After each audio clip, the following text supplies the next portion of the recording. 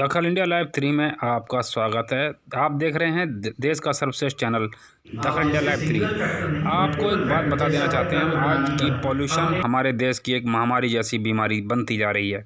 Pollution को लेकर के डॉक्टरों ने दिल्ली में के अंदर एक जागरूकता दिखाई, जिसमें कि प्रेस क्लब के अंदर एक कॉन्फ्रेंस की, जिसके अंदर पॉल्यूशन और हमारा एनवायरनमेंट दोनों पर कितना फ़र्क है इसको देखते हुए कोरोना और पॉल्यूशन को लेकर के इन्होंने एक जो प्रेस कॉन्फ्रेंस की है, इससे साफ जाहिर होता है कि आज डॉक्टर हमारे देश के प्रति बहुत जागरूक है। कॉन्स्टिट्यूशन क्लब के अंदर रखी इस प्रेस वार्ता के अंदर जागरूकता दिखाते हुए कोरोना आखिर है क्या, कोरोना से कैसे निपटना चाहिए, कोरोना हमारे लिए कितना घातक सिद्ध होगा और इसके बचाव इन डॉक्टरों ने सिद्ध करके ये दिखा दिया कि आने वाला समय कोरोना से बहुत ही ज़्यादा घातक होगा। लेकिन कुछ नहीं, कोई डर की बात नहीं। अगर इसमें थोड़ी सावधानियां रखी जाएं तो हम कोरोना और पॉल्यूशन दोनों को कंट्रोल खुद ही कर सकते हैं। यह सब हमारे खुद के जागरूकता होने के वजह से ही हम अपने जीवन को आगे तक ले जा सकते हैं, वरना वह यह देश के प्रति बहुत ही ज़्यादा खतरनाक बैठेगा।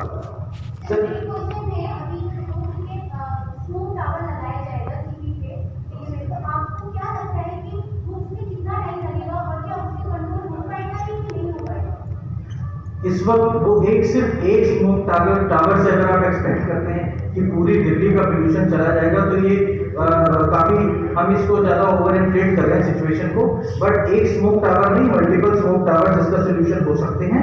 बट कहना बड़ा मुश्किल है इस वक्त पोल्यूशन, जैसे सर ने बोला कि क्या कारण है, ओवर डेंसिटी, जैसे हमारा Delhi density of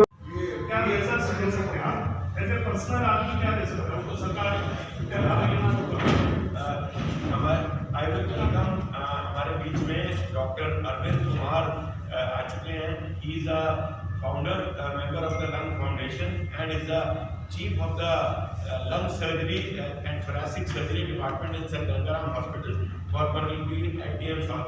I would like to know the views of doctor Arvind Kumar regarding what should have been done to stop this every year, and what is his opinion in his past experience that what should we do to control the situation of this double attack in Delhi? Doctor, मैं अभी आया हूँ तो मुझे पहले के discussion के बारे में नहीं पता, बट मैं सर के क्वेश्चन को थोड़ा सा पार्ट सुना। कोविड जो ऑलरेडी था और लॉकडाउन होने के बाद में जो अगले 4-5 महीने थे वो ऐसे थे जो हमने पिछले 50 साल में कभी नहीं देखे थे। वो बहुत ही अच्छे पीरियड थे, लेकिन जैसे ही लॉकडाउन लिफ्ट हुआ है तो हमारे पॉल्यूशन लेवल्स बढ़ के आज हम प्री कोविड वाले लेवल पे आ गए हैं। एक चीज मैं आपसे शेयर करना चाहूंगा कि पूरे वर्ल्ड से बहुत सारी रिपोर्ट्स अवेलेबल हैं जिन्होंने ये क्लियरली और कैटेगोरिकली शो किया है कि जहां जहां पॉल्यूशन लेवल्स हाई हैं तो कोविड के मामले में दो चीजें होती हैं। एक, कोविड का इंसिडेंस ज्यादा होता है, यानी कि उसी यूनिट पॉपुलेशन में मोर नंबर ऑफ केसेस हैपन, और दो, जो उससे ज्यादा सीरियस है कि उसकी मोर्टालिटी ज्यादा होती है। चाइना से आई रिपोर्ट, इटली से आई रिपोर्ट, इंग्लैंड से आई रिपोर्ट और कंट्रीज से आई रिपोर्ट, कैटेगोरिकली उन्होंने शो किया है कि covid cases occur with higher frequency in pollution affected communities and you have higher mortality. Harvard की एक स्टडी ने शो किया है कि अगर 1 माइक्रोग्राम की PM 2.5 बढ़ा तो उसकी मोर्टेलिटी पर सीधा असर पड़ता है। हमारे यहाँ दिल्ली के अंदर खास करके जो पिछले 2 हफ्ते में ये सडन स्पाइक हुआ है, ये मेरे हिसाब से कहीं ना कहीं पॉल्यूशन से रिलेटेड है, क्योंकि पिछले 2 हफ्ते के अंदर ही हमारा पॉल्यूशन का लेवल इतनी तेजी से बढ़ा है। अब जहां तक सोल्यूशन की सवाल है, हमारे पास 2 प्रॉब्लम है, एक कोविड और दूसरी पॉल्यूशन। ये दोनों रिलेटेड भी हैं लेकिन ये इंडिपेंडेंट भी हैं। पहली चीज जो कोविड बढ़ रहा है उसमें ये भी है कि पिछले कुछ हफ्तों में अगर आप लोगों का बिहेवियर देखें तो कोविड के 3 बेसिक प्रिंसिपल्स हैं कंट्रोल के। एक, जो हम सब ने ये पहना हुआ है, मास्क। पूरे वर्ल्ड में न्यूमरस स्टडीज हैव प्रूव कि कोविड को रोकने का ये सबसे इफेक्टिव तरीका है। अगर आपने मास्क लगाया हुआ है, दूसरे ने मास्क लगाया हुआ है। अगर आप कोविड पॉजिटिव पेशेंट के बगल से भी गुजर जाएंगे तो आपका एक्सपोजर लेवल बहुत लो होगा और चांसेस ऑफ इन्फेक्शन नेग्लिजिबल होंगे। ये सबसे इफेक्टिव तरीका है। अनफॉर्चुनेटली क्योंकि बहुत महीने हो गए हैं और लोग कुछ थक से रहे हैं, तो बहुत लोगों ने इसको लापरवाही शुरू कर दी है। ये एक चीज है जो आप हाईलाइट करें कि लोग मनाएं, और खास करके जब फेस्टिवल होते हैं उस समय तो लोग वैसे ही खुशी में मिल करके ऐसे मास्क कर लेते हैं, उससे सबको नुकसान। दूसरा चीज जो बहुत इफेक्टिव है वो है सोशल डिस्टेंसिंग। अगेन बहुत सारी स्टडीज ने प्रूव किया है कि अगर आप 1.5-2 मीटर का डिस्टेंस रखें, मान लीजिए मैं पॉजिटिव हूं, मैंने मास्क भी नहीं लगाया हुआ है और मैं बोल रहा हूं, इस समय मेरे मुंह से एरोसॉल निकल रहा है जो 1-1.5 मीटर की दूरी तक जाता है। अगर आपने भी मास्क नहीं लगाया है और आप उस 1-1.5 मीटर की दूरी के अंदर खड़े हैं तो मेरा एरोसॉल बाहर आया, आपने सांस ली, वो एरोसॉल अंदर गया। अगर हमारा कांटेक्ट 10 मिनट से 15 मिनट से ऊपर हो गया, आपके बॉडी के अंदर एनफ वायरस लोड पहुंच गया जिससे आप इफेक्ट हो जाएंगे। अब सिचुएशन देखिए, मैंने मास्क लगाया हुआ है, एक अच्छा सा मास्क मैंने अगर लगाया हुआ है, अब मैं बोल रहा हूं तो मेरा अगर ये मास्क प्रॉपर्ली फिटिंग है, मैं इसको प्रॉपर्ली फिटिंग कर लूं, इसका एक्चुअली आपके कभी ऊपर वाला स्ट्रैप टूट गया, तो अगर ये मास्क प्रॉपर्ली फिटिंग है, यानी कि ये नोज पे क्लिप किया हुआ है, साइड से भी बंद है, अब मैं जो कुछ भी बोल रहा हूं, मेरा जो एरोसॉल जो पार्टिकल्स हैं वो इसके अंदर रुक रहे हैं ना। N95 अगर है तो 99% पार्टिकल्स इसके अंदर रुक गए। अब जो 1.5 मीटर में एरोसॉल गया उसमें वायरस की मात्रा बहुत कम है। अब मान लीजिए आप सामने खड़े, आपने भी मास्क लगाया हुआ है, अब वो थोड़े बहुत वायरस जो आप तक पहुंच भी गए वो भी उसमें रुक जाएंगे। मेरे मास्क की अंदर की सरफेस पे होंगे, आपके मास्क की बाहर की सरफेस पे वायरस रुक जाएगा, आपके बॉडी के अंदर डोज नहीं पहुंचेगी और क्रॉस इन्फेक्शन एकदम से कम हो जाएगा। तो मास्क पहनना, सोशल डिस्टेंसिंग रखना और तीसरा हैंड हाइजीन। मान लीजिए मैंने यहाँ हाथ रखा, इससे पहले कोई आपके यहाँ हाथ किया था, उसका एरोसॉल यहाँ था, मेरे हाथ में आया, मैंने यहाँ नाक लगाया, वो नाक के अंदर चला गया, लेकिन मैं जेब में मान लीजिए रख के घूम रहा हूँ, मैंने फौरन अपने हाथ वॉश कर लिए। हर सरफेस को मैंने इसका बहुत सिंपल सा बार बार प्रेस में बोला है, हर व्यक्ति को इन्फेक्टेड माने, हर सरफेस को इन्फेक्टेड माने। किसी से भी मिले, आप ये प्रिज्यूम करिए कि मैं पॉजिटिव हूं, आप सब मुझसे 1.5 से 2 मीटर का दूरी रखिए और मुझे मास्क लगाने के लिए इंसिस्ट करिए, आप मास्क लगाइए, कोई भी सरफेस टच करने के लिए करें।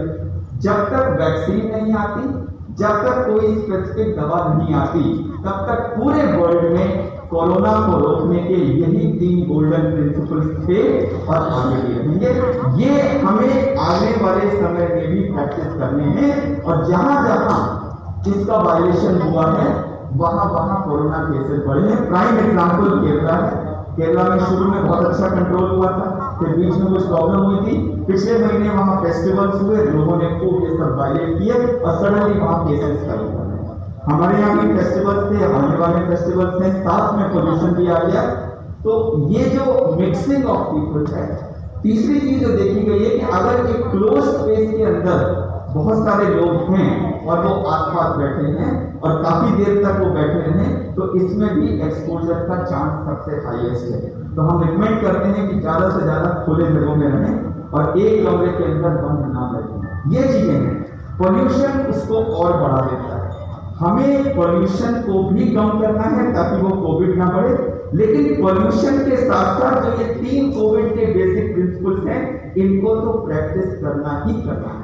अब आपने बात की थी पोल्यूशन कम करने की, तो पोल्यूशन 2 सोर्सेज से आता है। एक पार्टिकल्स जो धूल से रिलेटेड है और दूसरा स्मोक जो धुएं से रिलेटेड है। धूप और धूप, अगर हम सब लोग मिलकर थोड़ा थोड़ा कंट्रीब्यूशन करें कि हमारे घर के बाहर एक कच्चा पैच है, मान लीजिए उस पे से गाड़ी निकल रही है, रोज धूल उड़ रही है, रोज धूल उड़ रही है, वो तो हवा में जा रही है, वही पार्टिकुलेट मैटर बन के हमारे अंदर जा रही है। अगर हम सब लोग मिलकर के, गवर्नमेंट भी और सब लोग कहीं ना कहीं उसको थोड़ा सा कम करें। एक हर गली में आप देखिएगा आजकल रात को थोड़ी सी ठंडक आपने दीजिए, हर गली में चौकीदार लोग रात को लकड़ियां सुलगा के बैठते हैं, उससे काफी मात्रा में धुआं निकलता है। रोज सुबह हमारे गली के जो स्वीपर्स होते हैं वो सारा कूड़ा इकट्ठा करके, आप लोगों ने बहुत बार इस चीज को हाईलाइट किया, मैं आभारी हूं कि आपने, लेकिन अनफॉर्चुनेटली उसके बाद भी हमारी ये प्रैक्टिस चल रही है। ये जो छोटी छोटी कंट्रीब्यूशन है ना, अगर इन्हीं को हम कम कर दें तो उससे काफी हद तक हो जाएगा। मैडम आपने स्मॉग फ्लावर की बात की थी, मैं बताना चाहूंगा कि एयर पोल्यूशन का सोल्यूशन गंदी हवा को साफ होना नहीं हो सकता। मैं उसको सोर्स पे कंट्रोल करना पड़ेगा। धूल और धुआं हवा में ऐड करके उसके बाद उसकी हवा की सफाई करके ये प्रॉब्लम सॉल्व नहीं होगी। तो लोग क्या करें इसके लिए, क्या बचा?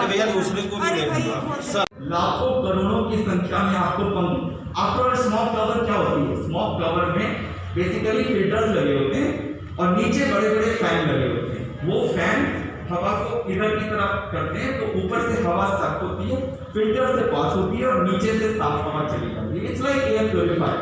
It's actually a larger version of air purifier. मुझे बताइए कि कौन सा स्मॉग कवर इंडिया जैसे हजारों लाखों स्क्वायर किलोमीटर वाले कंट्री की एयर को साफ कर सकता है? याद रखिएगा, air does not know any boundary. आप एयर को दिल्ली की हवा और गाजियाबाद की हवा में सेपरेट कर सकते हैं? क्या आप बॉर्डर में बंद करके एयर का आदान प्रदान रोक सकते हैं? आपने आनंद विहार में एक बड़ी सी टॉवर लगा दी, क्या वो गाजियाबाद की हवा को नहीं सक करेगी? So smog towers are not a solution to the problem of air pollution. The solution to the problem of air pollution will come by hitting at the sources. चाहे वो धुआं कहीं से भी आ रहा हो, धूल कहीं से भी आ रही हो, ये दो मूल सोर्सेज हैं।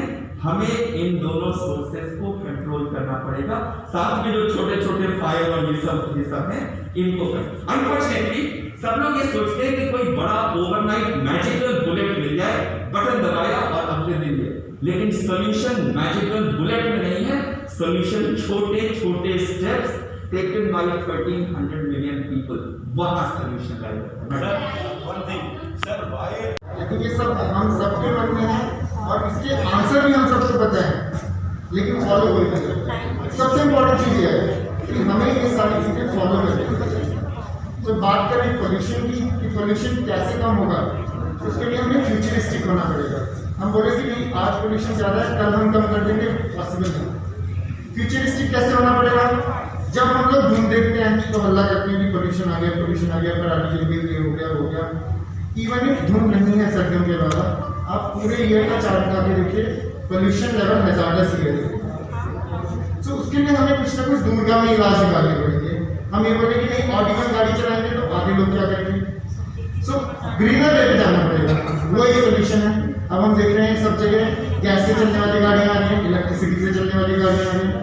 हर किसी के घर में 3 से 4 गाड़ियाँ लिमिट करना पड़ेगा, वो कोई नहीं करना चाहता। सो हर चीज का सोल्यूशन सरकार या डॉक्टर नहीं दे पाएगा। सोल्यूशन प्रिवेंशन में ही रहेगा, सोल्यूशन ट्रीटमेंट में नहीं आएगा।